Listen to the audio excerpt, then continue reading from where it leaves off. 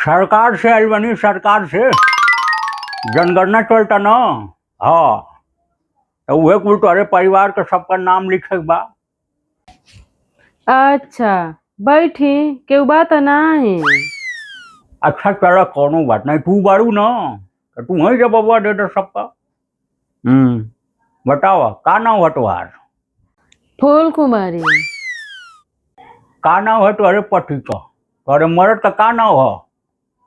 आयो दादा कैसे नाम लीजिए वहाँ के?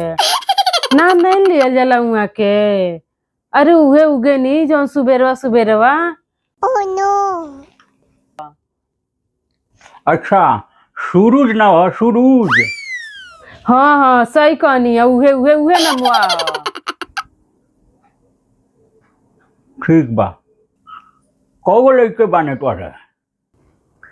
ढेर जानी नहीं, साते जानी बालो। जानते बानी भगवान के कुल दियल लियल ह।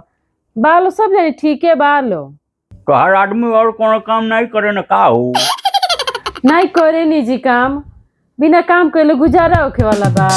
अरे गइल बानी वहाँ के खेत कोड़े न।